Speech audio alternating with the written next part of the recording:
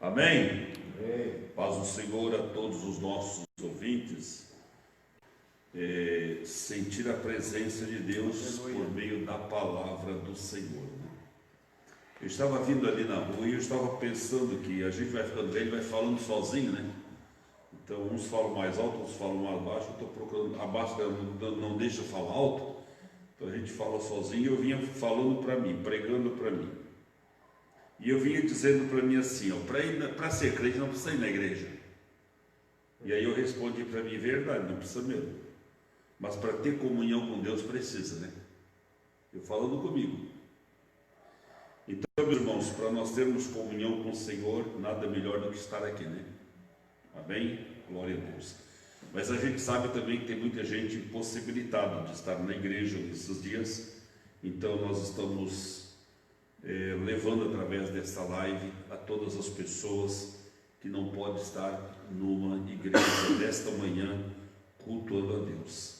Mas eu quero aproveitar para divertir aqueles que estão me escutando na live e que poderiam estar na igreja e não estão.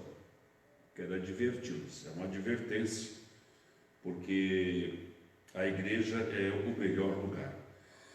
A nossa lição de hoje fala sobre fé em meio às injustiças. Sexta-feira nós tivemos uma pré-aula na rádio Vertical. De vez em quando eu esqueço o nome da rádio aqui. E a gente falou muito sobre viver a fé em meio à injustiça, em meio à situação que nós estamos vivendo. E aqui o personagem é o José. E quando a gente fala do José no Egito, alguns dizem José do Egito. Não, ele não era do Egito, ele era de Canaã. É José no Egito. E quando a gente fala dele, a gente se maravilha, eu me maravilho de ver o que este jovem passou, e às vezes até pergunto, será que eu sou crente mesmo? Às vezes eu me questiono, será que eu sou crente?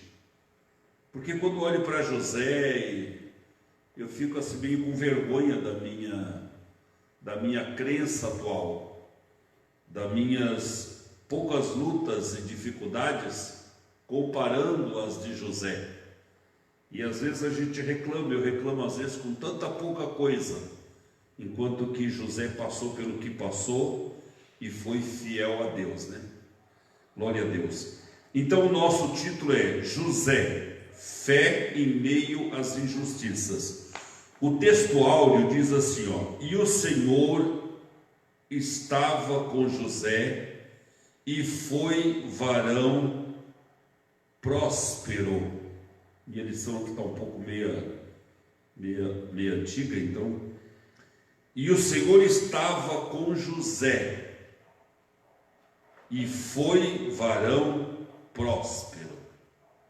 Aqui nós observamos a razão pela qual José foi próspero, né? A verdade prática diz assim, no enfrentamento de uma crise, a sabedoria divina é indispensável. Às vezes nós estamos em meio a encruzilhadas. A vida, ela é cheia de encruzilhadas. E quando nós temos de Deus a sabedoria, então nós sabemos e saberemos nos conduzir diante destas encruzilhadas. Eis a razão porque o crente precisa estar em comunhão com o seu Senhor. Não basta então só sermos crentes, porque crentes, todos nós sabemos que até aquele camarada lá que não gosta de Deus é também, né? Mas nós precisamos ter comunhão com Deus. E é a comunhão com Deus que nos faz nós superarmos as crises, vencermos de forma correta e sermos abençoados pela forma como Deus nos conduz. A nossa leitura diária, irmãos, ela se encontra em Gênesis, do capítulo 37, no versículo 1 ao versículo 11. E eu vou ler aqui então, e vocês podem ir acompanhando aí nas Bíblias de vocês, já que as nossas lições agora atual não tem elas, mas alguns têm a lição antiga, né? Então, vocês podem acompanhar aí comigo. Leitura bíblica em classe, Gênesis capítulo 37, versículo 1 ao 11, que diz assim, E Jacó habitou na terra das peregrinações de seu pai, na terra de Canaã. Estas são as gerações de Jacó. Sendo José de 16 anos, apacentava as ovelhas com seus irmãos, e estava este jovem com os filhos de Bila e com os filhos de Zilpa, mulheres de seu pai, e José trazia uma má fama deles a seu pai. E Israel amava José mais do que a todos os seus filhos, porque era filho da sua velhice, e fez-lhe uma túnica de várias cores. Vendo, pois, seus irmãos que seu pai o amava mais do que a todos os seus irmãos, aborreceram-no e não podiam falar com ele pacificamente, quer dizer, com calma, né? Tinha que falar gritado. Sonhou também José um sonho que contou a seus irmãos, por isso eles os aborreciam ainda mais. E disse-lhes: ouve, peço-vos, este sonho que tenho sonhado. Eis que estávamos atando malhas no meio do campo, e eis que o meu molho se levantou e também ficava em pé, e eis que os vossos molhos o rodeavam e se inclinavam ao meu molho. Então lhe disseram seus irmãos: tu, pois, deveras reinarás sobre nós? Tu deveras terás domínio sobre nós? Por isso tanto mais o aborreciam por seus sonhos e por suas palavras. E sonhou ainda outro sonho, e o contou a seus irmãos, e disse: eis que ainda sonhei um sonho, e eis que o sol e a lua e a 11 estrelas se inclinavam a mim. E contando a seu pai e a seus irmãos, repreendeu o seu pai e disse-lhe: que sonho é este que sonhastes? Porventura viremos eu e tua mãe e teus irmãos a inclinar-nos perante ti em terra? Seus irmãos, pois, o invejavam, seu pai. Seus irmãos, pois, o invejavam. Seu pai, porém, guardava este negócio em seu coração. Amém, meus irmãos? Glória a Deus. O assunto é bom, o assunto vai ser importante para o nosso conhecimento. E eu quero então convidá-los a colocar-se de pé neste momento, para nós dirigirmos a Deus uma oração de gratidão a Deus e pedir a bênção do Senhor sobre nosso professor desta manhã e sobre nós, os alunos, para que nós possamos aprender o mais que pudermos a respeito de Deus. Amém? Querido Deus, nesta manhã abençoada e maravilhosa, nós estamos na tua casa, Senhor, para adorar o teu nome, para te exaltar, para comungar contigo a tua palavra. E queremos que tu venha abençoar teu filho, que vai, Senhor, expor, explanar a tua palavra para os nossos corações. Abre as janelas dos céus para teu servo nesta manhã e abençoa nossas vidas, nos fazendo compreender aquilo que queres falar conosco neste lugar. Pai, abençoa cada um dos nossos irmãos aqui presente e abençoa dos nossos ouvintes à distância. Abençoa cada um de nós, em nome de Jesus. Amém e amém. Presbítero irmão Ezequiel. Glória a Deus.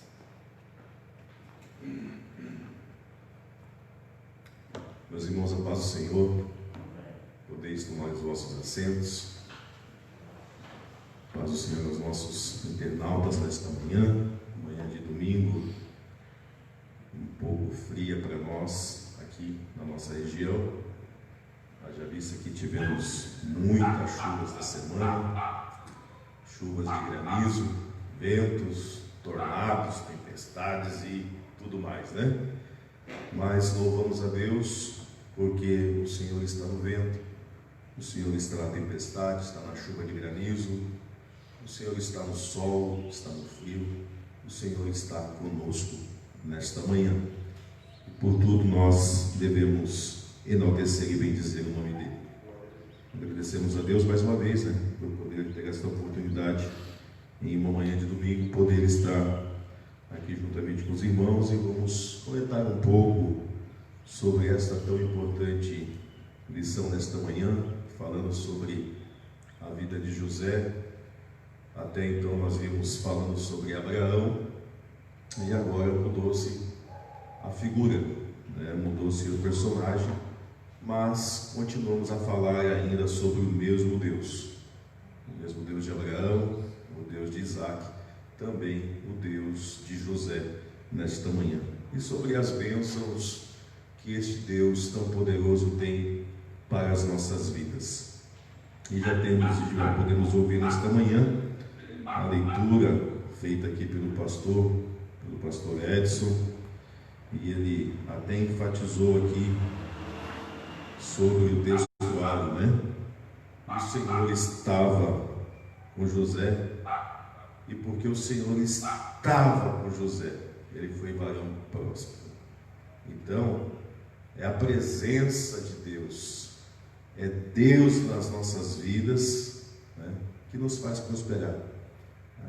As bênçãos de Deus nos faz prosperar, e essa presença de Deus para nós, ela é suficiente nas nossas vidas, porque o Senhor estava com José e ele foi um varão próspero, e a bênção do Senhor é que enriquece as nossas vidas, Maravilha de Deus, uma lição poderosa, e nós temos o objetivo nesta manhã de ressaltar que Deus deu a José sabedoria. Então nossa verdade prática vai falar justamente sobre isso, No enfrentamento de uma crise, a sabedoria divina é indispensável.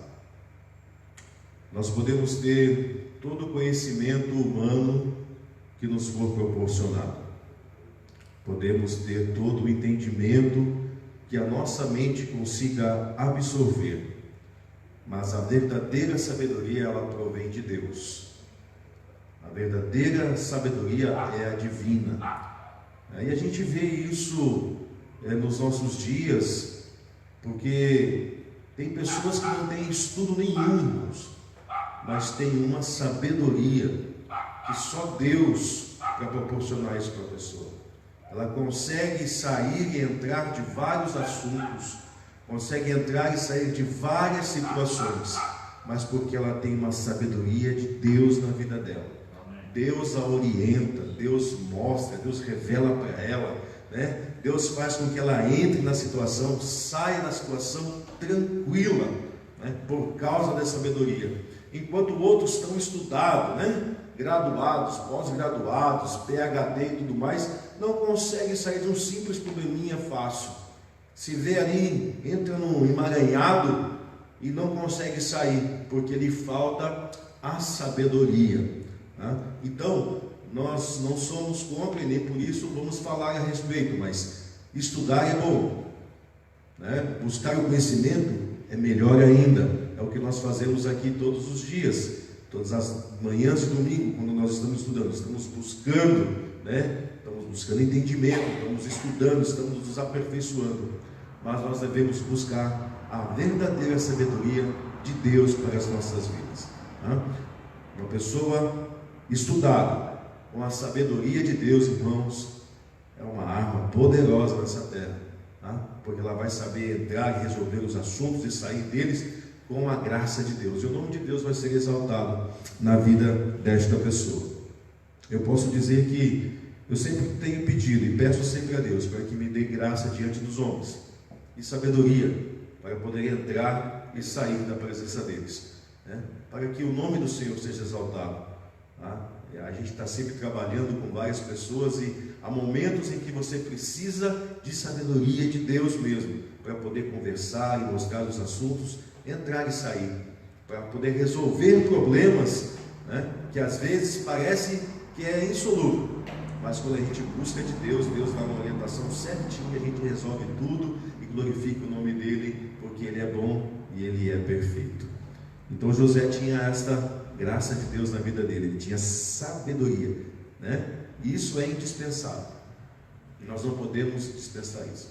E a Bíblia diz que aquele que não tem sabedoria, peça a Deus, né? Tiago diz para nós, não tem sabedoria, peça a Deus, e ele vai dar, tá? Deus ele dá, a gente só precisa pedir, né? Mas não peça hoje pensando que vai receber hoje, peça hoje, peça amanhã, peça depois de amanhã, porque no momento certo Deus vai dar a sabedoria que você precisa, tá? E sempre ele vai te dar sabedoria para um propósito dele também nessa terra. Louvado seja o nome do Senhor. Então vamos falar um pouco a respeito disso, ressaltar que Deus deu a José sabedoria para gerenciar a crise, né, da fome no Egito, apontar os sonhos, as crises, ressaltar a crise da escravidão, a prisão dele, tá? E a sabedoria para administrar. A administração é um ponto que exige bastante sabedoria, saber administrar, tá? A própria obra de Deus à face da terra precisa ser administrada com sabedoria, e Deus levanta e capacita homens, tá, para este propósito, para administrar essa obra dele na face da terra. Então os homens precisam disso. José era o filho amado do patriarca Jacó. Deus tinha um plano na vida dele. Então, um outro ponto super importante é que havia um propósito de Deus. Deus, ele trabalha na vida, nas nossas vidas, sempre com um propósito. Ele não vai trabalhar se ele não tiver propósito. Nós vamos passar por várias situações quando nós estamos no centro da vontade de Deus, e essas situações muitas vezes apontam para nós, né, dizendo que nós estamos errados, mas nem sempre isso é verdade, tá? Quando Deus está na causa, tá? Ele está trabalhando em favor daquilo que ele propôs. Então Deus tinha um propósito, Deus tinha um plano para José. Qual que era o plano de Deus para a vida de José? Lembra da promessa de Deus para Abraão? Sai da tua terra e da tua parentela e vai para a terra que eu te mostrarei. Lá na frente Deus faz uma promessa para Abraão: Abraão, eu vou fazer de você uma grande nação, né? Pai de multidão, né? E Deus veio trabalhando nesse propósito, trabalhando a vida de Abraão. Abraão teve Isaac, Isaac gerou a Jacó, e de Jacó nasceu quem? Nasceu José. Deus tinha um plano, Deus estava trabalhando nesse plano e precisava dar continuidade. Agora, o que me chama a atenção é por que Deus escolheu José. Por que Deus não escolheu outros? Haviam 12, veja só que Jacó teve 12 filhos, e dos 12 filhos, Deus escolheu José. Não poderia ter sido outro? Isacar, Zebulon, Naftali, né? Por que tinha que ser José? José era filho da mulher que Jacó mais amava. A mulher que Jacó mais amou, ele trabalhou 14 anos para poder tê-la como sua esposa. Quando ele consegue isso, ele descobre que a sua mulher não pode ter filhos. Abraão, casado com Sara, Sara também não podia ter filhos. Isaac, casado com Rebeca, Rebeca também não podia ter filhos. Deus ele trabalhou de forma tão especial na vida dessas pessoas, que dessas pessoas ele escolheu alguém que fosse especial, que não simplesmente nasceu, mas que tiveram uma intervenção divina para que essas pessoas viessem ao mundo e através dessas pessoas ele pudesse trabalhar. Foi uma escolha proposital, algo diferente. Poderia ter escolhido outros, poderia, mas Deus, além de trabalhar na vida dessas pessoas, Deus ele olha, ele atenta para o coração. Vejam que na vida de Jessé haviam seus filhos, e dos filhos de Jessé Deus escolheu apenas um. Escolheu justamente aquele que ninguém dava a mínima por ele. Era aquele que estava lá, distanciado, separado de tudo. Mas Deus estava olhando para o quê? Para o coração daquele que estava lá.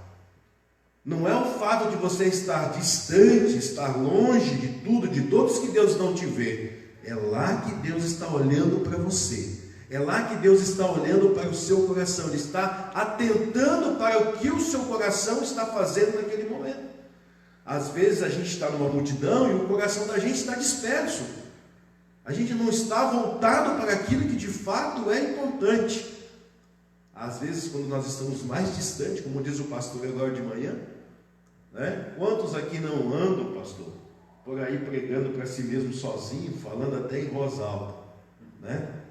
Muitos irmãos. Eu sou um que volta e meia me pego falando com Deus sozinho, me pego orando muitas vezes sozinho, falando para mim mesmo: como é que está a minha vida aqui nessa terra?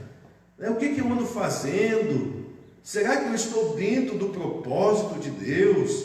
Será que eu não preciso me dedicar mais? E eu preciso, eu sei disso. Será que eu não preciso buscar mais? Eu preciso buscar mais.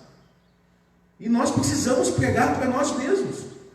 Porque se a gente não prega para nós, como é que a gente quer que a palavra surta efeito no outro, se nem em mim própria a palavra surte efeito nenhum? Então, quando eu começo a olhar para a minha vida, eu começo a pregar para mim mesmo, eu começo a me exortar a mim mesmo. E eu sendo exortado, eu sinto-me na condição de poder exortar alguém também, pela mesma palavra que me exorta. Porque antes de pregar para alguém, eu preciso primeiro pregar para mim, para ver se de fato eu estou me enquadrando dentro desta palavra ou não. Então, eu analisando a lição, eu estou ali pensando, vendo a lição, lendo a lição, estudando a lição, e olhando para a minha vida, né? Dentre tantos na minha casa, Deus me escolheu. Por que Deus me escolheu? Por que Deus resolveu me tirar de onde eu estava e trazer para a sua presença? Por certo, Deus estava olhando, assim como está olhando para mim e para a sua vida nessa manhã, está olhando para o nosso coração. Ele está olhando para a verdadeira intenção do nosso coração. Se nós não estamos somente querendo agradar a alguém, agradar os homens, porque nós não estamos aqui para agradar homens, nós estamos aqui para agradar a Deus. E se Deus se agradar de nós, irmãos, oh, que gozo, que alegria, que gostoso vai ser, porque vai descer algo maravilhoso sobre as nossas vidas.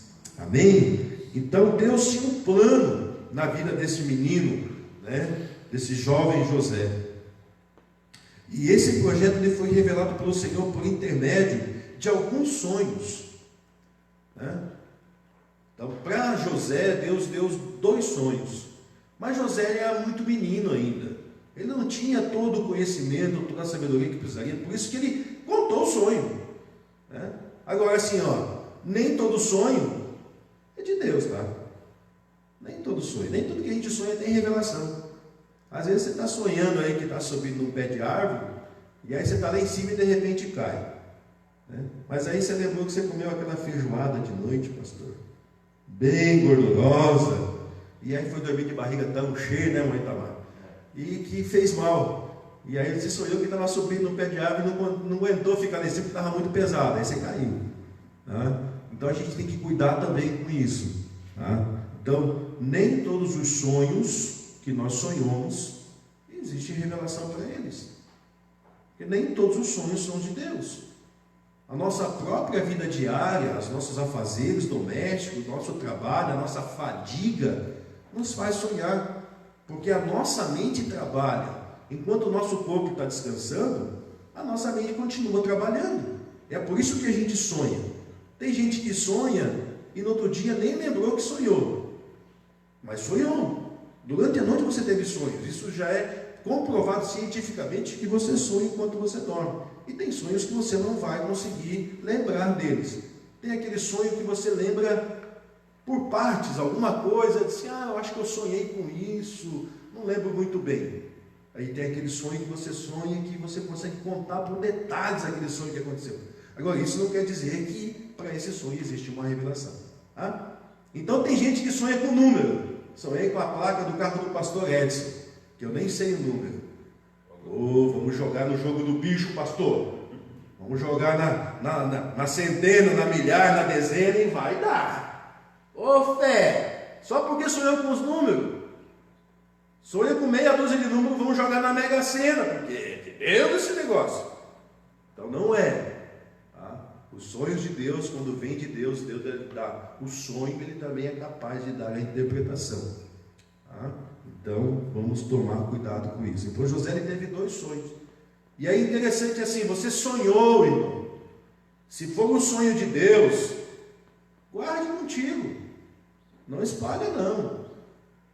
Se você percebeu que é algo assim, mas parece Deus, vai orar, vai buscar de Deus, não sai contando, que às vezes até de repente seja um sonho de Deus, mas a partir do momento que você conta esse sonho, aí começa umas provas, né? Começa umas tribulação, que nem diz os outros, tá? Então José, por intermédio de alguns sonhos, é importante ressaltar que não eram sonhos do jovem José.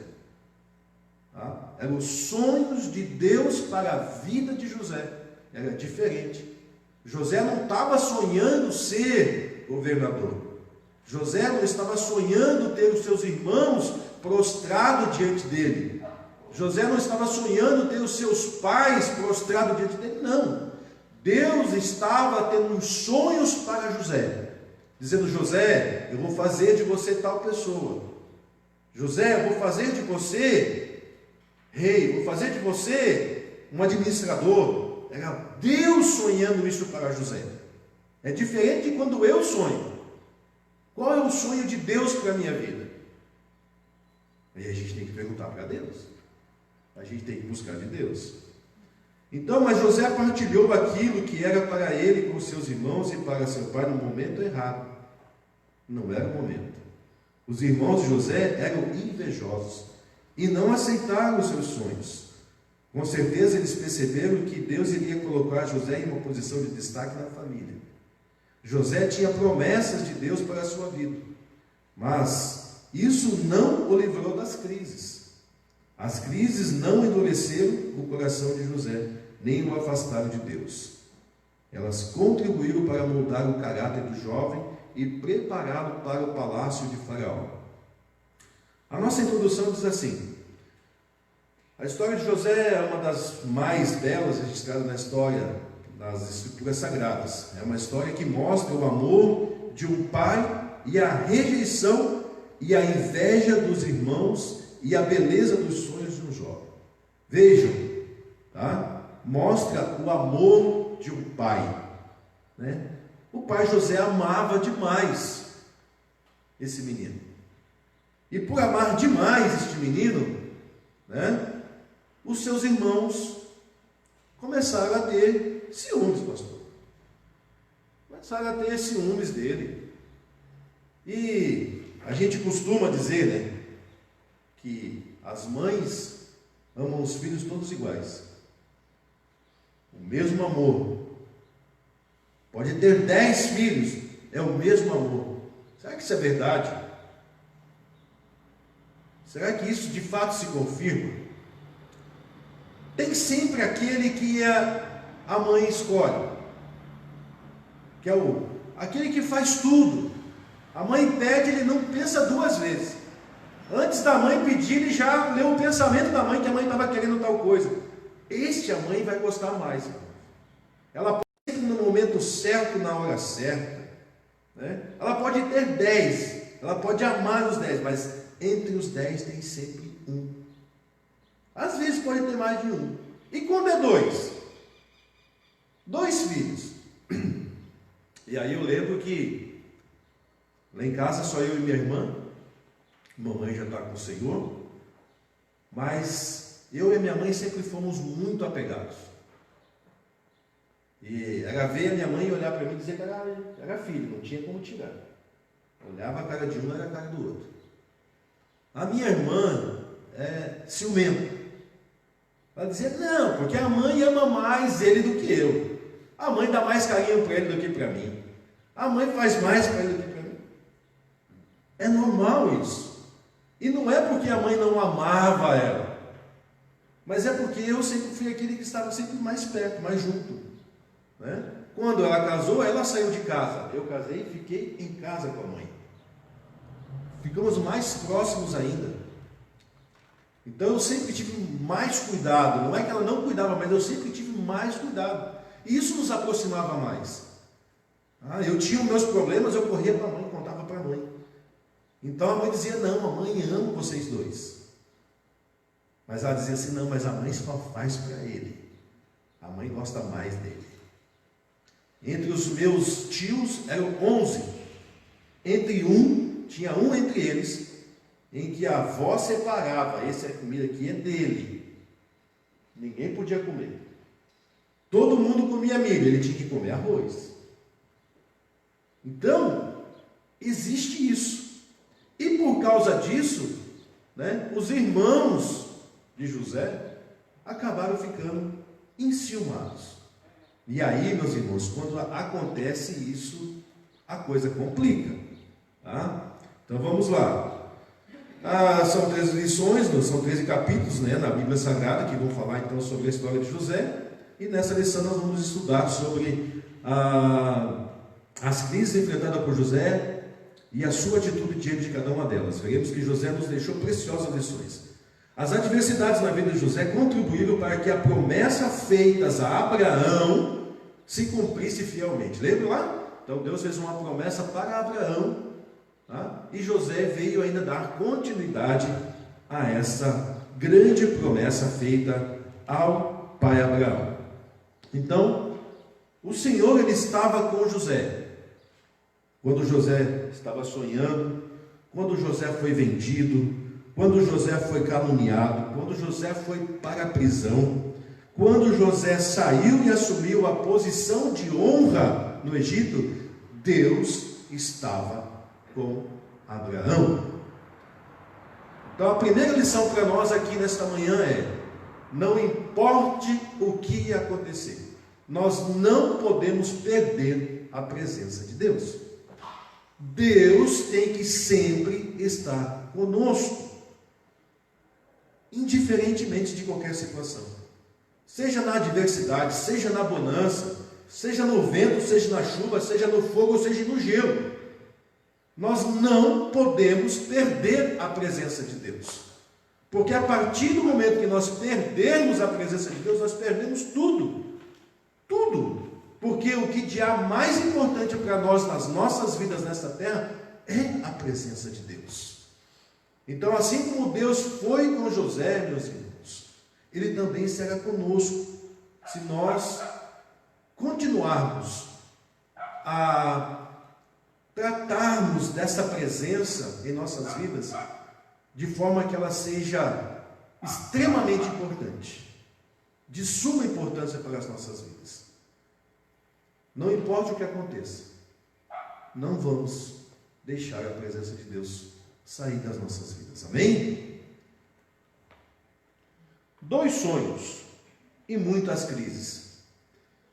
A família de José, Jacó, o pai de José e sua família era constituída pelos filhos de Lia e 2 filhos. Então, quais eram os filhos de Jacó? Vamos ver?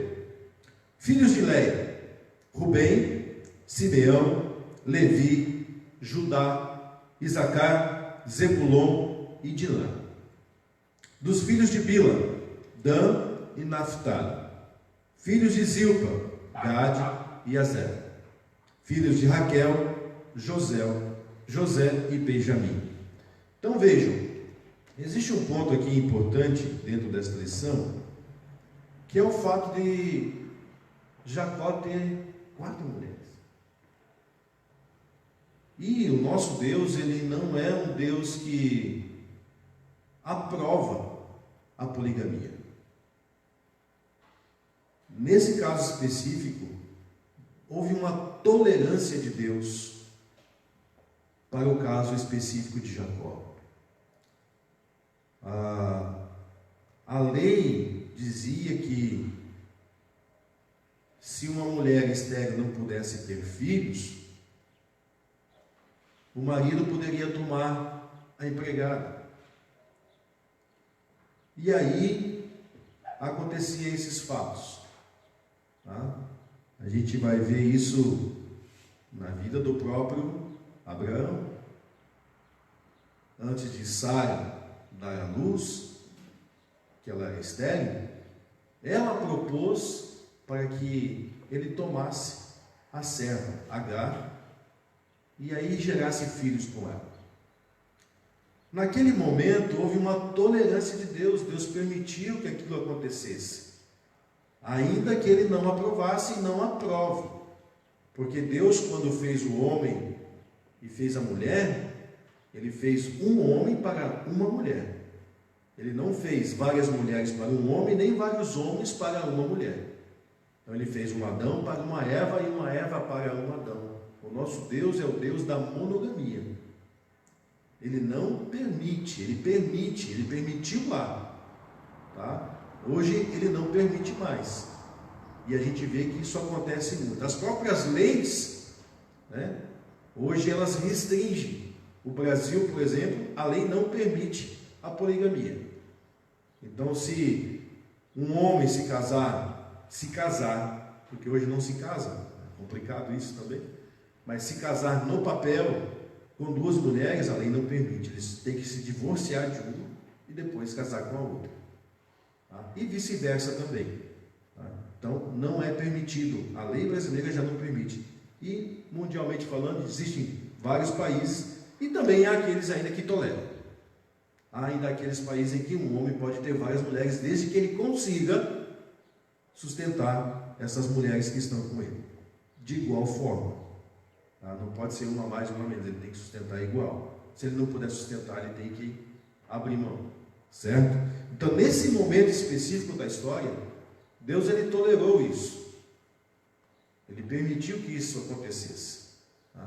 Mas o Deus que nós servimos, ele é um Deus de monogamia, certo, irmãos? Só para a gente esclarecer esse ponto aqui. Vamos lá, então. José recebeu de seu pai uma túnica. Essa túnica dava destaque, né? Dava um ar de que aquele era o filho predileto, era o filho mais querido. E por ter esse destaque, foi que os seus irmãos, né, se levantaram contra ele. E nos nossos dias também não é diferente, né? Muitas vezes acontece de uma pessoa dentro da igreja ensinar, pregar, cantar, ele é diferente, é diferenciado. Deus tem dado ele algo diferente.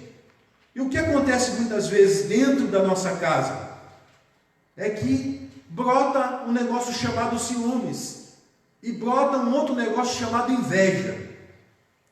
Qual que é a diferença entre as duas coisas? O ciúmes, eu tenho daquilo que é meu. Então eu tenho ciúmes daquilo que é meu. Por cuidado, né? Por ter apreço àquilo, eu tenho ciúmes. Não gosto que trate de qualquer maneira ou use de qualquer forma. Enquanto que a inveja, ela é daquilo que é dos outros.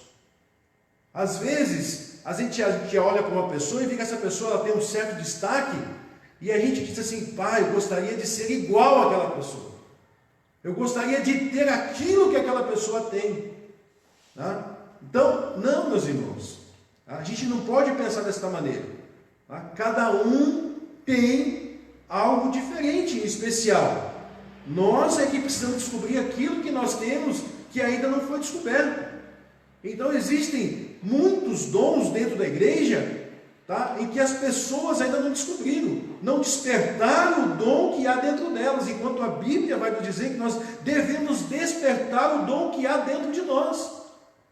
E muitas vezes não é por falta de espaço, é porque a pessoa também não procura. E aí quando aparece alguém dessa forma, né, com várias habilidades, aí brota um negócio chamado inveja, em que essa pessoa gostaria de ser igual. Deus fez eu e você um diferente do outro.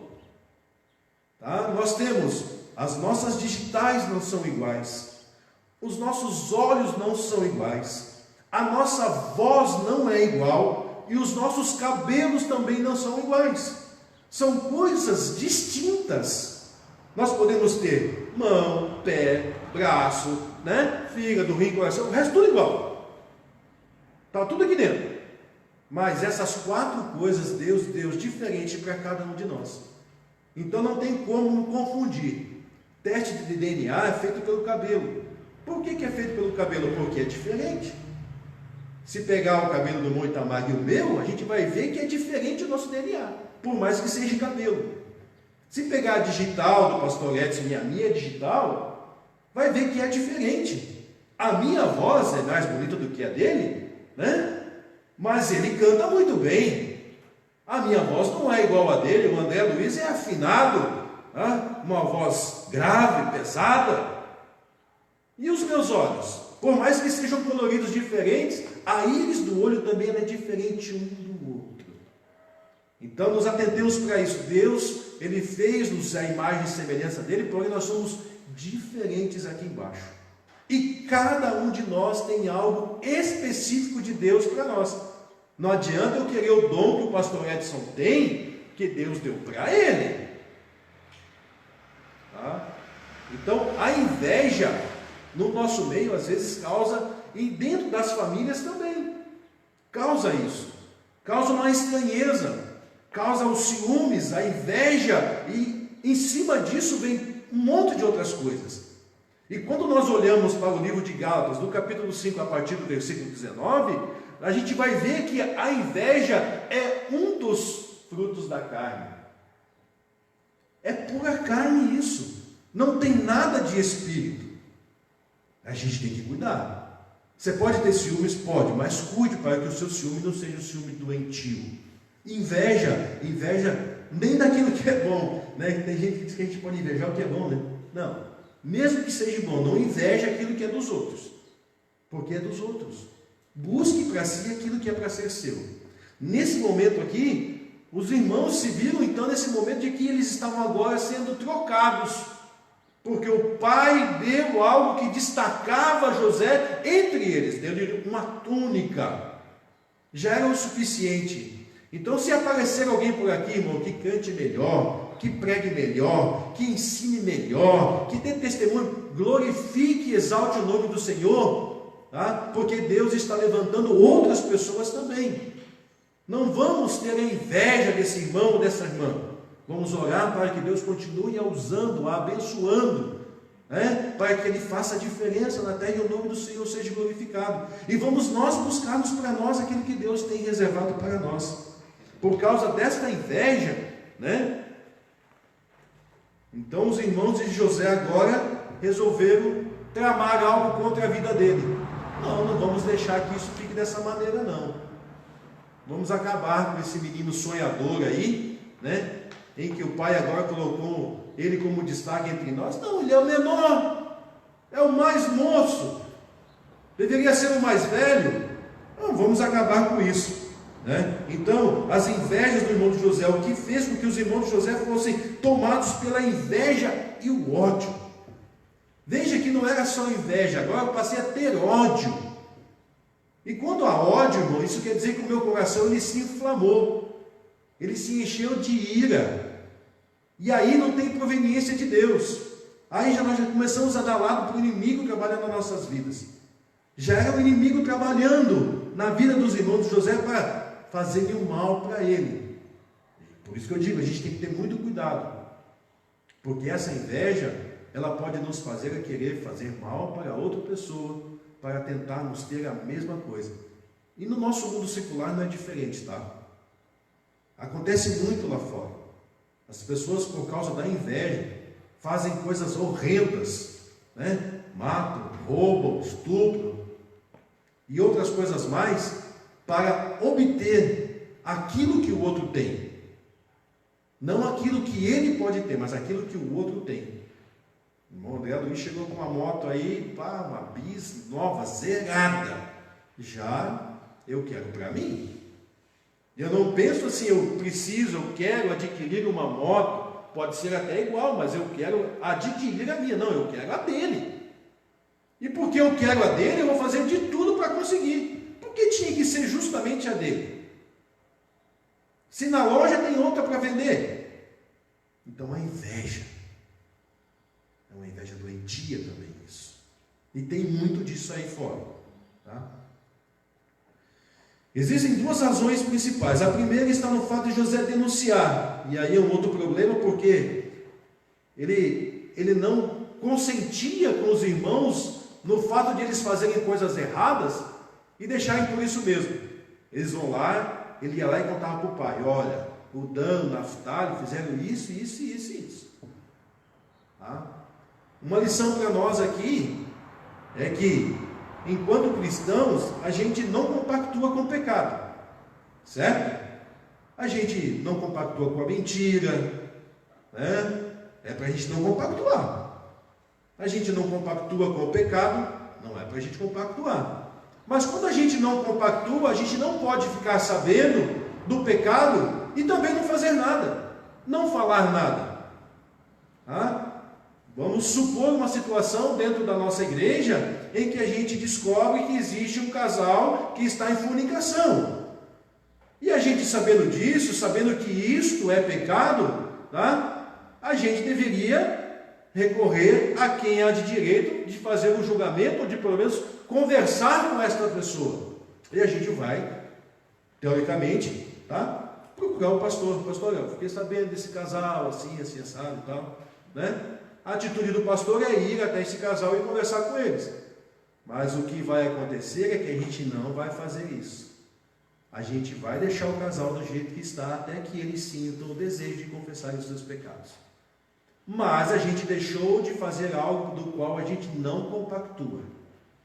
A gente sabe de um irmão que, mesmo estando na igreja, ele não consegue largar, né, os seus vícios, continua jogando, continua bebendo, continua fumando, mas continua aqui na igreja, canta, prega, participa da Santa Ceia e tudo. E a gente não fala nada. A gente consente com isso. E aí, às vezes, a gente fica buscando os motivos do porquê não há uma manifestação de Deus no nosso meio. É porque Deus não se manifesta onde há o pecado. Ele se manifesta na vida do pecador, mas aonde há pecado, não. O que acontece com a gente é que a gente deixa de fazer um ato que deveria ser o ato de denúncia, de avisar, de falar que não pode. Quando ele fazia isso, ele conseguia fazer com que os seus irmãos ficassem com mais ódio dele.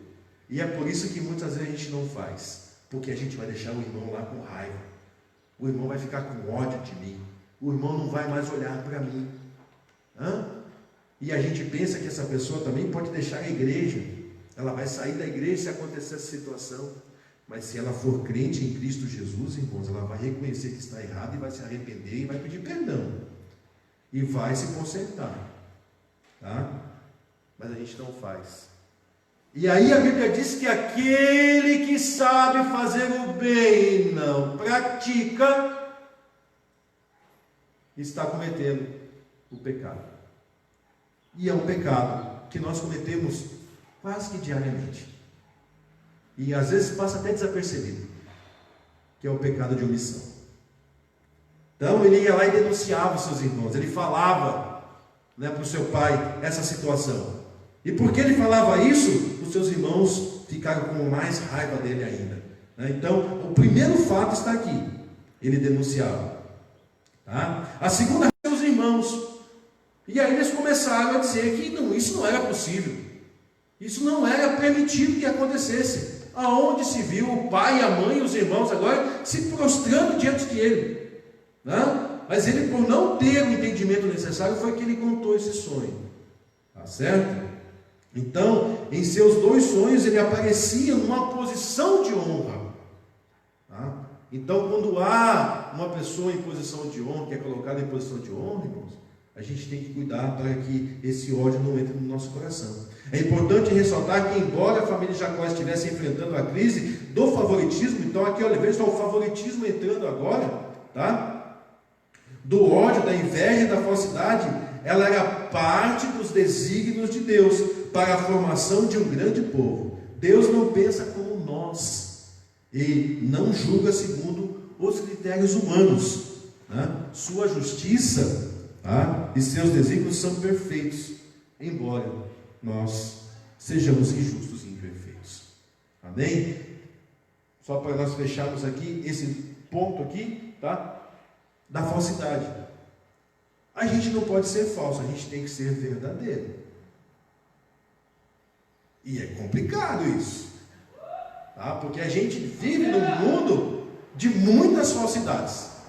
Muitas falsidades. Às vezes a pessoa se diz ser um amigo do peito, mas é aquele amigo assim, ó. Mas na primeira oportunidade, ela vai te apunhalar pelas costas. Na primeira travessia de uma dificuldade, ela vai deixar você para trás. De tão amiga que ela era. Então a gente fala muito bem das pessoas na frente dela e depois pelas costas fala mal. Falsidade. Nós não podemos ser falsos, nós devemos ser verdadeiros. Deus ele está olhando para isso, certo? Certa noite Deus deu a José um sonho e ele precipitadamente contou.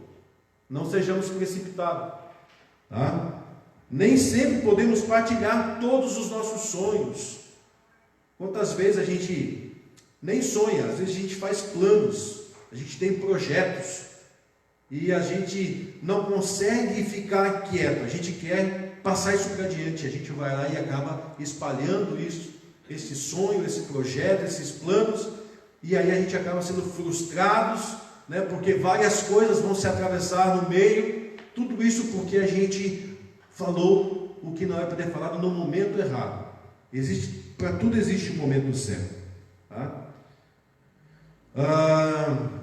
Alguns devem ser guardados no coração até que se cumpram integralmente. José tornou a sonhar e mais uma vez relatou. Os sonhos de José foram dados pelo Senhor e um dia se cumpriram fidedignamente. Se Deus tem dado a você um sonho, guarde em seu coração e aguarde, pois o tempo do Senhor se cumprirá. Ao tempo do Senhor. Qual é esse tempo? Irmão, já faz 20 anos que Deus fez uma promessa para mim e essa promessa até hoje não se cumpriu. Era o tempo já de se cumprir? Ou a gente ainda precisa ser podado, né? A gente precisa ainda ser formado para algumas coisas, para que se cumpra integralmente. José, ele aguardou 13 anos para que se cumprisse este sonho. Moisés ficou 40 anos esperando. Olha que Deus falou com Moisés, disse: Moisés, eu vou te usar para tirar o meu povo, que está clamando. Foram 40 anos de espera. O próprio Abraão esperou 25 anos depois que Deus fez uma promessa para ele. Então, qual é o tempo de se cumprir nas nossas vidas aquilo que Deus prometeu? É quando nós estivermos prontos. Quando Deus falar assim: agora sim você está pronto. Deus ele está nos forjando, Deus ele está nos formando cada dia, Deus está nos preparando a cada dia, a cada momento, para que se cumpra em nós a vontade dEle, no tempo em que Ele precise. Porque se Ele preparar precocemente, vai acontecer de dar errado. Nós não estávamos preparados para aquilo ainda. Quantas pessoas a gente vê que se levantou tão rápido, tão precocemente, mas não chegou no auge que era necessário e já caiu, porque não era o tempo ainda. Então há um tempo de Deus para mim e para a sua vida. Aguarde, fique firme na posição, espere, porque no momento certo vai se cumprir e você vai saber o tempo certo. Eu vou saber o tempo certo, porque vai se cumprir naquele momento. Eu já disse aqui em uma outra lição que nós muitas vezes retardamos os projetos de Deus na nossa vida, porque nós saímos fora do propósito. Então, se muitas vezes não se cumpriu ainda, é porque nós não estamos dentro do propósito. De repente já é até para ter se cumprido, mas porque nós saímos fora do propósito de Deus, Deus ele também ainda não cumpriu o que ele tinha prometido. Porque precisamos estar no centro da vontade de Deus. Tá? Então, no tempo de José se cumpriu, porque José ele permaneceu no centro da vontade de Deus. Então, não esqueça disso. Aguarde, porque no tempo de Deus vai se cumprir. Nosso tópico de número 2 diz a crise da cova e da escravidão.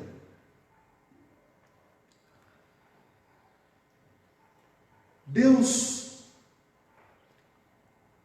foi com Daniel na cova, certo? E foi com Daniel fora da cova também. Deus foi com Sadraque, Mesaque e Abednego na fornalha de fogo. Mas também foi com eles fora da fornalha de fogo. Na sua crise, Deus está contigo. Na sua luta, Deus está contigo. Fora das lutas, Deus está contigo. Fora das suas adversidades, Deus também tem que estar contigo. É aquilo que nós falamos, nós não podemos deixar a presença de Deus. Então, lá na cova, quando os seus irmãos jogaram ele na cova, Deus estava ali. Deus estava com José. Quando ele foi para a prisão, ele estava lá com José. E outra, José nunca foi escravo. Perceberam? Ele foi para a prisão. Mas lá na prisão, ele não era um preso qualquer. Ele adquiriu confiança a ponto de ser o administrador da prisão. Então, ele é aquele um que Deus, mesmo ele estando na prisão, Deus o abençoou lá na prisão, de forma que o carcereiro disse para ele, está aqui a chave da prisão. Lá na prisão ele prosperou, ele conseguiu alcançar status lá dentro também. Lá na cova, ele conseguiu sair de lá. Deus preparou tudo para que ele saísse de lá. Deus colocou no coração do seu irmão para que não o matasse, mas para que ele fosse vendido. E nessa venda Deus estava no propósito, porque Deus tinha o propósito de levar ele para abençoar a família, abençoar o seu povo. Então, ele descobriu que tinha um dos seus irmãos que tinha esse coração voltado assim, que Deus trabalhou.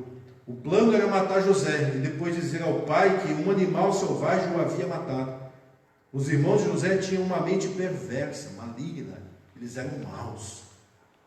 Mas entre Deus tocou no coração e disse, não vamos matá-lo, vamos vendê-lo. Mesmo assim, eles disseram para Jacó que um animal o havia atacado, fruto de mentira. Mas aqui existe um outro porém. Eles conseguiram enganar o pai, conseguiram enganar a sua mãe, conseguiram enganar as pessoas que estavam ali ao redor, mas eles não enganaram Deus, porque de Deus nada está oculto. Aos olhos de Deus todas as coisas estão patentes e nuas. Então muitas vezes a gente quer enganar o pastor, a gente quer enganar o porteiro, quer enganar a família em casa, enganar a esposa, enganar o esposo, porque a gente acha que consegue ocultar tudo. Não podemos. Nada passa batido. Então Deus estava vendo toda esta situação. Então eles resolveram vendê-lo. Tiraram ele da cova e venderam como escravo aos mercadores. Os irmãos de José tomaram a sua túnica, mancharam com o sangue de um animal, e o objetivo era enganar Jacó. Lembra que Jacó também enganou o seu pai, se passando por seu irmão? A gente tem que cuidar muito, porque a gente precisa ser exemplo. Existe um ditado que as pessoas dizem, faz o que eu falo, mas não faça o que eu faço. Deveria ser ao contrário. Para ser exemplo é fazer o que eu faço. O melhor exemplo é aquilo que eu estou fazendo, não aquilo que eu estou dizendo para se fazer. Então os meus filhos, eles devem seguir os meus passos pelo meu exemplo. Infelizmente, a gente vê na nossa sociedade os maus exemplos sendo seguidos pelos filhos e os filhos chegando ao mesmo status dos pais. Nós, enquanto cristãos, damos o exemplo de sermos tementes a Deus, servindo a Ele para os nossos filhos, para que ao tempo certo eles olhem para nós como exemplo e digam que queiram ser igual a nós, servindo a Deus também. É por isso que Salomão disse, ensina o menino no caminho em que ele deve dar. Ensinar é estar junto, é estar ali do lado, é levar, é acompanhar. Não é falar para o menino, siga por esse caminho. Assim você não ensina ele, você só está indicando o caminho. Mas quando a gente diz, ensina o menino, pegue ele pela mão, puxe ele do seu lado, leve ele junto com você, porque ele vai aprender de fato qual é o caminho. Nós devemos ser exemplos. Então, faça o que eu falo e faça o que eu digo, o que eu faço, não faça o que eu faço, está errado. Faça o que eu estou fazendo.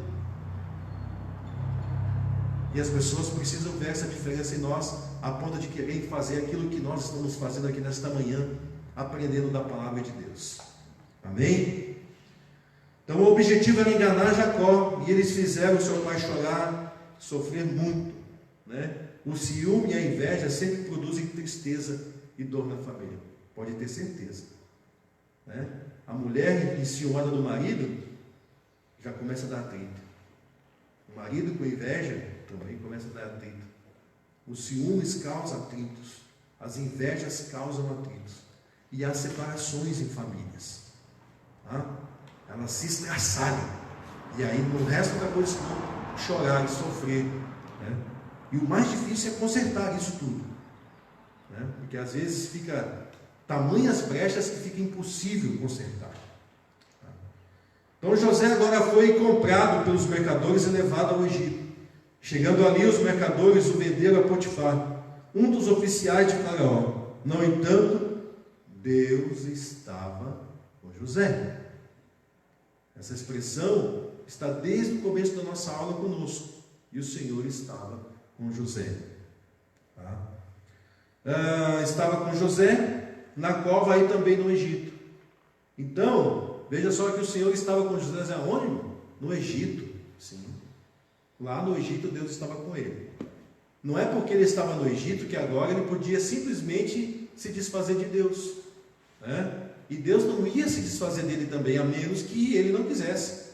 Então, lá fora, no mundo que nós estamos vivendo, Deus ele precisa estar conosco. Então, o Senhor não nos abandona diante das situações adversas. Muito pelo contrário. Se nós o invocarmos, ele se aproxima mais ainda. As lutas nos fazem aproximar de Deus, certo? Porque nas lutas a gente invoca o nome do Senhor, busca mais a presença dele. Então as adversidades muitas vezes elas nos promovem a uma proximidade. O deserto não é para nos matar, o deserto é para nos prepararmos para as lutas que vão vir consequentemente.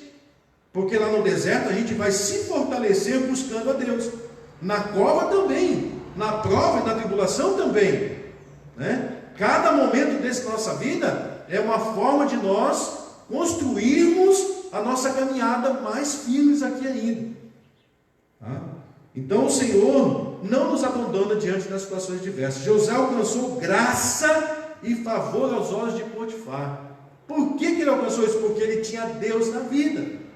Quantas vezes você está numa empresa, você entra numa empresa e ninguém te dá nada por você, e aí Deus lá trabalha na sua vida e você consegue ter êxito lá dentro, e agora já começa a te olhar de maneira diferente, e já vê que você é uma pessoa que pode ser usado em outros setores, porque Deus está contigo. A empresa parece que deu um up, cresceu, os lucros aumentaram, mas é porque Deus está contigo. É a bênção de Deus sobre a sua vida, né? E aonde eu estou, se a bênção de Deus está comigo, as pessoas que estão à minha volta também precisam ser abençoadas. Potifar, e esse colocou sobre tudo o que possuía. Tudo. Ele adquiriu tamanha confiança. Porém, né? A gente vai continuar aqui na sequência. José prosperou na casa de Potifar. José foi elevado à função de mordomo, né? Ou seja, aquele que administra, aquele que cuida. Nós também devemos ser mordomos da palavra de Deus, servi-la e saber cuidar e zelar dela. Foi mordomo, gerindo todos os negócios da casa de Potifar, que prosperou. Veja só, quem prosperou? Potifar. José, ele estava sendo próspero porque ele tinha a bênção de Deus. E a bênção de Deus, ela nos faz prosperar. É a bênção de Deus na minha vida que me faz prosperar. Eu já falei que não adianta você ter casa, carro, dinheiro no banco e não ter a presença de Deus. Você não é próspero. Você tem riqueza, mas riqueza não é sinônimo de prosperidade. Sinônimo de prosperidade é ter tudo aquilo que eu preciso. Então, se eu tenho tudo que não me falta nada, eu sou próspero. Se eu não preciso de um carro, eu sou próspero. Se eu preciso de um carro e eu tenho, eu também sou próspero. Tá? Mas é a bênção de Deus na minha vida. Então, a bênção do Senhor, ela nos faz prosperar. Amém? Então, Potifar, ele prosperou grandemente, porque José estava na casa dele. Né? Deus era com o jovem. Ele poderia ter deixado a mágoa, lembra lá dos irmãos e tal, aquela coisa, né? Quem sabe ele tivesse ficado magoado, entristecido, chateado, rabugento, com raiva, com ira, com ódio, com rancor. Ele poderia deixar tudo isso entrar no seu coração. Ele não fez. Ele não fez, né? Porque ele vai entendendo que há um propósito de Deus para tudo. E que este propósito de Deus nos faz passar por algumas dificuldades. E que essas dificuldades nos servem para sermos forjados. Ela vai nos aperfeiçoando, tá? Para que nós alcancemos o objetivo certo. Então ele não deixou que isso entrasse no seu coração, né? E prova de que ele não deixou isso entrar no seu coração é que Deus permanecia com ele. E Faraó, que o Potifar, ele prosperou grandemente porque José estava na sua casa. Né? José é um exemplo de superação em meio às crises, tá? Pois não permitiu que a sua fé em Deus fosse abalada diante das circunstâncias adversas. Então não é a enfermidade que tem que abalar minha fé, não é a falta de dinheiro que tem que abalar minha fé, nada. A minha fé, ela tem que ser inabalável. Ah, irmão Ezequiel, não é fácil. Tem dias, parece que a gente está naquela situação assim, que a fé, ela não passa do umbigo. E se ela não passa no umbigo para chegar no céu, é difícil, né? Irmão, a Bíblia diz que basta ser do tamanho de um grão de mostarda. Não precisa ter uma grande fé, basta que seja do tamanho de um grão de mostarda, né? E se essa fé, ela for suficiente para tocar o trono de Deus, aí Jesus vai dizer assim, ó, se vós tiverdes fé do tamanho de um grão de mostarda, vocês vão pedir tudo e vos será feito. E o que é que promove essa fé em nós? A palavra. É a palavra. A nossa alma vai desfalecendo. E quando ela vai desfalecendo, a nossa fé também vai desfalecendo. Então, o alimento, o fogo, a lenha para a nossa fé é a palavra de Deus.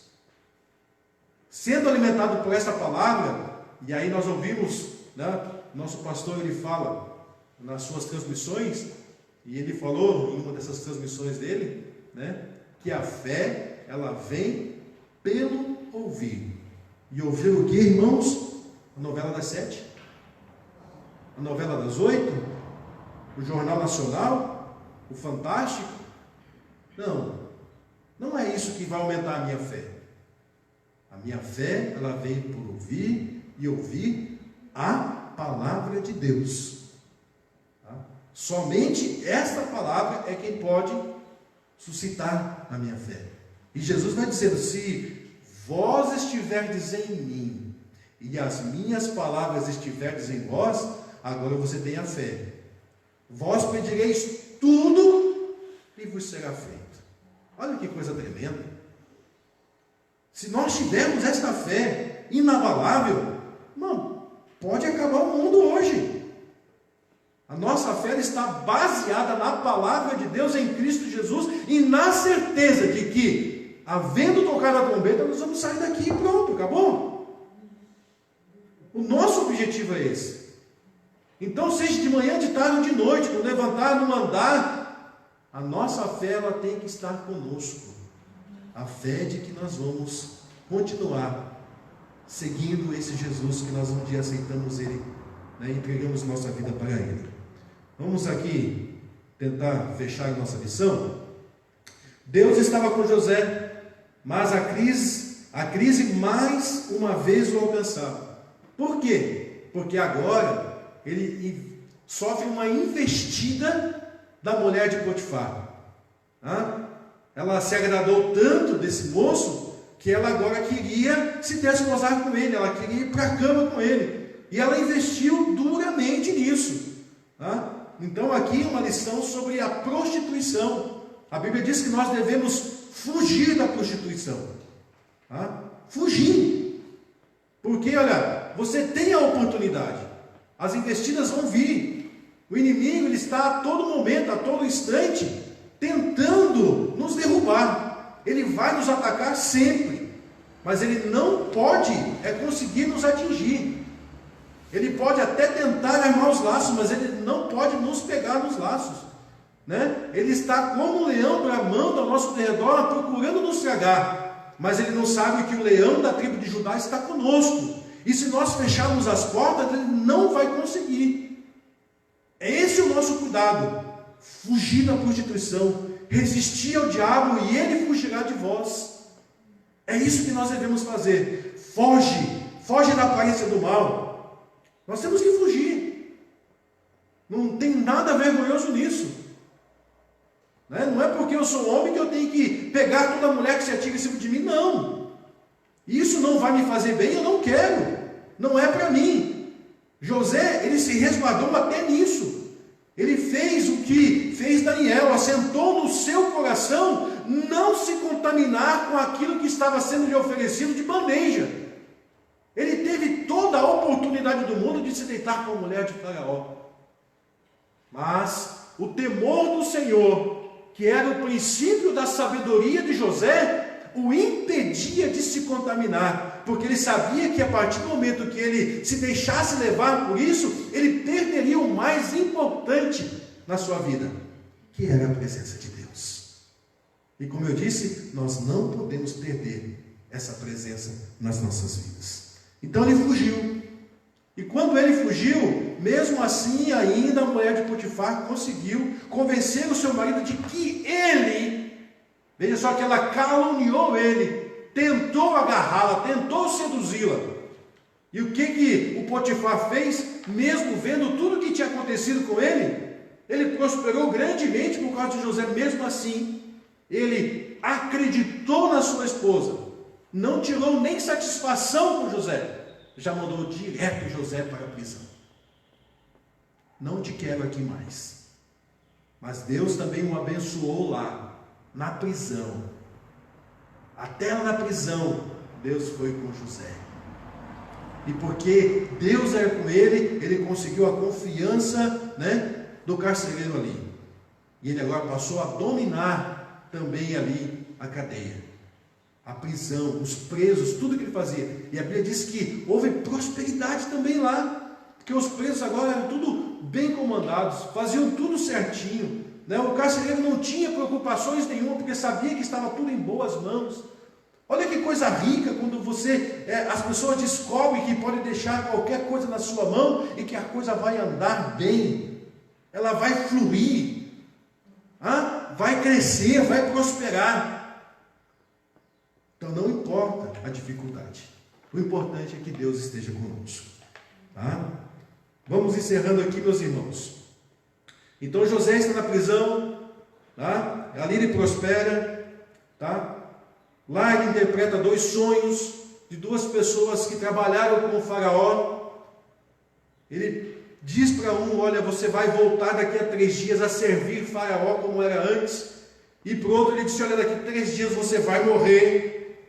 Como aconteceu isso? Aquele que ia ser liberto, ele disse: olha, quando estiveres lá, tá? Lembre-se de mim. Tá? Aconteceu exatamente isso. 3 dias depois, o copeiro estava servindo o rei, o faraó. O padeiro morreu. E aí passou-se o tempo e José continua lá na prisão. Faraó agora tem um rei, tem um sonho. Ele tem sonho e ninguém consegue interpretar. Deus agora faz com que o copeiro se lembre. Você acha que depois de tantos anos o copeiro ia lembrar que José um dia interpretou o sonho dele, que ele ia estar servindo o rei de novo depois que estava na prisão? Deus, ele suscita no coração daquele copeiro e diz assim: olha, existe um que interpretou o seu sonho. Fale para Faraó de José. O copeiro disse: olha, rei, eu estava na prisão, eu tive um sonho assim, assim, assado, e o José interpretou meu sonho, e aconteceu exatamente isso. Faraó na hora, né? Não, manda trazer esse homem. E aí acontece o quê? Que Faraó conta o sonho, conta o que tinha acontecido, e aí José interpreta o sonho de Faraó. E aí o final da história nós já sabemos. Faraó olha para José e não vê outro meio senão colocar José para governar tudo o que possuía no seu reino. Deus permitiu que todas as coisas acontecessem na vida de José até aquele momento, para que se cumprisse o propósito de Deus para o povo que Deus havia prometido para Abraão. Chegou o ponto em que esse povo iria para lá, porque haveria uma grande fome. José, com muita sabedoria de Deus, ele conseguiu administrar de tal forma aquilo que foi produzido, né? Quanto ele soube também administrar a crise que viria após, fazendo do Egito o país mais rico do que já era, porque todos os povos vinham agora buscar no Egito o alimento, porque José foi um homem que teve sonhos de Deus na sua vida, e acima de tudo, ele tinha a sabedoria de Deus sobre ele, a sabedoria adquirida através do temor do Senhor. Amém, meus amados irmãos? O Egito passaria por um período de 7 anos de grande fartura e depois um período de 7 anos de escassez. Então José orientou Faraó para que encontre um homem sábio. Veja, ele não estava buscando um homem inteligente, um homem estudado. Ele disse para Faraó: olha, busque um homem sábio, a fim de encarregá-lo de ajuntar alimento para os tempos de crise. Assim o rei teria alimento para enfrentar o tempo de crise. Faraó se impressionou. Veja aqui, ele ficou impressionado. Como é que pode? Da onde é que vem tanta sabedoria? Né? Faraó se impressionou-se com a sabedoria de José, viu que ele seria o homem certo para o momento certo, para a oferta e também no momento certo. Estejamos na presença e na direção de Deus. Amém? Vamos ler a nossa conclusão então, né? Aprendemos com José que sofrimento pode moldar no nosso caráter. Então o sofrimento aqui na vida de José foi moldando ele, assim como nós também somos moldados a cada momento, tá? Moldados para que, né, fosse bem sucedido nas áreas em que ele iria assumir. O sofrimento nos ensina a lidar com as circunstâncias adversas. Cada episódio da nossa vida de José faz parte dos desígnios de Deus. Tá? Concluindo então a nossa lição nesta manhã. Todas as dificuldades pelas quais passamos, quando estamos no plano divino, são para nos ensinar. Deus preparou o espírito de José para as crises que enfrentaria e para que pudesse desfrutar de uma posição privilegiada no Egito. José não se esqueceu de que Deus estava com ele, não só nas humilhações, mas também quando exaltado diante dos homens. Amém? Deus os abençoe em nome de Jesus. Estamos encerrando nesta manhã. Vamos orar? Vamos orar? Estaremos orando. Então, o pastor Edson vai que faça essa oração junto com os nossos ouvintes aqui na nossa live. E aí, encerrando então o nosso domingo nesta manhã. Deus abençoe.